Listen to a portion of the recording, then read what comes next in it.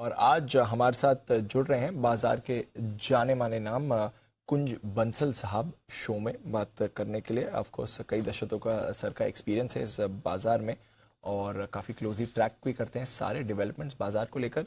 Sir एक तो पहले बहुत बहुत बधाई क्योंकि हैट्रिक लग चुकी है आज निफ्टी के हाई की। बैंक निफ्टी और सेंसेक्स ने भी ये नए हाईज बनाए ही हुए हैं, तो हमारे बाजार बढ़िया मूड माहौल में दिख रहे हैं। ग्लोबली फिर भी थोड़ी सुस्ती है, मंदी की बात है, बाकी चिंताएं चल रही हैं, बट ये जो हमारे बाजारों की आउट परफॉर्मेंस दिख रही है स्पेशली लास्ट फ्यू मंथ्स की, ये ट्रेंड क्या बता रहा है और आगे इस ट्रेंड को बरकरार होते हुए देखते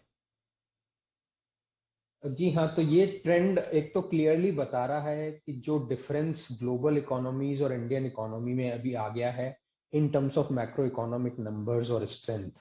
तो हम देख ही रहे हैं कि किस तरह इन्फ्लेशन ऐसा लग रहा है अब कि धीरे धीरे टॉप आउट होके करेक्शन की तरफ कम होना शुरू हो जाना चाहिए। वो अभी भी ग्लोबल इकोनॉमीज में वैसा संकेत नहीं है। दूसरा उसका हमको बहुत बड़ा support, we should be thankful कि ग्लोबल क्रूड प्राइस से भी आया है। ब्रेंट जो 96 वगैरह तक चला गया था, अभी 82, 83, 84 डॉलर्स के आसपास आ गया है। वो एक बहुत बड़ा सपोर्ट है। ऑफ कोर्स ये किस तरफ मूव करता है वो एक चालू रहेगा। बाकी हम मैक्रो इकोनॉमिक नंबर्स देख रहे हैं कि जीएसटी कलेक्शन कंटिन्यूस बढ़ता जा रहा है। टैक्स कलेक्शन गवर्नमेंट का इतना अच्छा हुआ है इस बार का, आई थिंक 34% जो अभी तक के आंकड़े आए हैं उसमें ऊपर है। तो ये एक मैक्रो इकोनॉमिक की स्ट्रेंथ दिखा रहा है। उसको सपोर्ट मिल रहा है फॉलिंग कमोडिटी प्राइसेस से। जैसा मैंने कहा कि न सिर्फ ऑयल बल्कि हम पिछले ईयर टू डेट लें, अभी नवंबर पूरा हो रहा है, 11 महीने या 12 महीने भी लें, तो सारे कमोडिटी प्राइसेस करेक्ट हुए हैं। पाम ऑयल जो एक बहुत बड़ा कंट्रीब्यूटर है रॉ मटेरियल की कॉस्ट में, सभी डिफरेंट इंडस्ट्रीज के कंपोजिशन में, स्पेशली एफएमसीजी में। फिर सारे मेटल प्राइसेस करेक्ट हुए हैं। स्टील, निकल, एल्यूमिनियम, जिंक, आई थिंक निकल या टिन, दो में से एक करेक्ट नहीं हुआ है, बट करीब करीब सारे 15 से 20% करेक्ट हुए हैं। तो उनका इम्पैक्ट धीरे धीरे सीक्वेंशियली दिसंबर क्वार्टर में कंपनीज के मार्जिन इंप्रूवमेंट में दिखने को मिलेगा। किसी किसी कंपनी की थोड़ी सी हाई कॉस्ट इन्वेंट्री अभी भी है, तो दिसंबर नहीं तो मार्च क्वार्टर में तो सर्टेनली देखने को मिलेगा। तो उस वजह से मुझे लगता है कि एक मैक्रो इकोनॉमी की स्ट्रेंथ है जो हमारे मार्केट थोड़ा सा थोड़ा नहीं बल्कि बहुत ज्यादा ग्लोबल मार्केट से अलग चल रहे हैं। और इस स्ट्रेंथ की डिफरेंस की वजह से ही ग्लोबल पैसा भी फिर से जो बीच में काफी बाहर गया था 10-11 महीने, फिर पॉजिटिव हुआ, अभी थोड़ा सा थोड़े दिन पहले फिर नेगेटिव था, अभी फिर से पॉजिटिव इनफ्लोस टर्न हो गए हैं। तो वो भी एक बहुत बड़ा सपोर्ट आ रहा है। ऑफ कोर्स माइक्रो नंबर्स पे जब हम आते हैं, कॉर्पोरेट परफॉर्मेंस पे, तो वहां कहीं कहीं अभी भी प्रेशर है और प्रेशर देखने को मिल रहा है। और वो हम देखेंगे तो individual, so while large cap indices ऊपर जा रहे हैं, मिड और स्मॉल कैप में उतनी स्ट्रेंथ नहीं दिख रही है।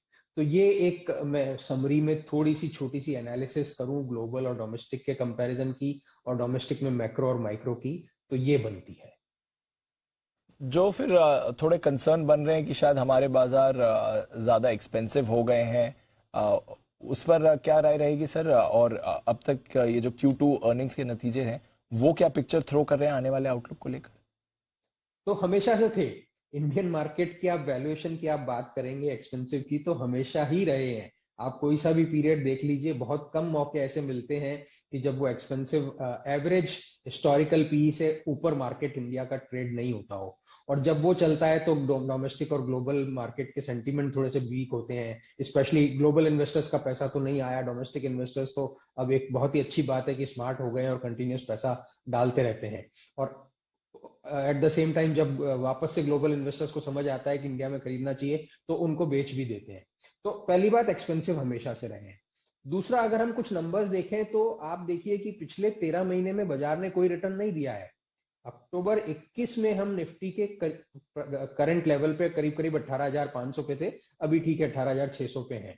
तो 13 महीने हो गए हैं, बाजार ने कोई रिटर्न नहीं दिया है। ठीक है, हम लाइफ हाई पे हैं, इसलिए अच्छा लगता है, लगना भी चाहिए, सेलिब्रेट भी करना चाहिए। तो ये एक्सपेंसिवनेस का इतना कोई रिलेवेंस नहीं है, क्योंकि 13 महीने में इंडियन मार्केट का लार्ज कैप इंडाइसेस में नेगेटिव रिटर्न है। At the same time small और मिड कैप, तो जैसा हम डिस्कस कर ही रहे हैं कि इस रीसेंट रैली में तो स्पेशली सितंबर जो रीसेंट मार्केट का लो था निफ्टी का, वहां से तो बहुत ही कम पार्टिसिपेशन हुआ है। तो इसलिए हम एक एवरेज मार्केट के पी को छोड़ के थोड़ा सा नीचे आते हैं इंडिविजुअल सेक्टर और स्टॉक्स के पी में, तो बहुत एक्सपेंसिव से थोड़े कम एक्सपेंसिव हो गए हैं। उल्टा ऐसा नहीं है कि एक्सपेंसिव होते रहे। और अब एक आखिरी बात कि जैसा हम पहले भी डिस्कस कर रहे थे कि अगर फिर भी एक्सपेंसिव है तो वो है रिलेटिव मैक्रो इकोनॉमिक नंबर्स की वजह से। आप जीडीपी ग्रोथ के जो वेरियस प्रोजेक्शंस हैं अभी भी 6 से 7% है, उसको और भी आप करेंगे 5.8 5.9% भी लेना चाहेंगे तो दुनिया में बहुत कम कंट्रीज हैं ऑफ अ रिलेवेंट साइज जिनमें ये जीडीपी ग्रोथ अभी भी मिल रही है। बहुत कम कंट्रीज हैं जहां अभी भी कंजम्पशन का पैटर्न इतना है, बहुत कम कंट्रीज हैं जहां अभी भी ग्लोबल सोर्सिंग के लिए धीरे धीरे ग्रोथ होती जा रही है इंडिया से।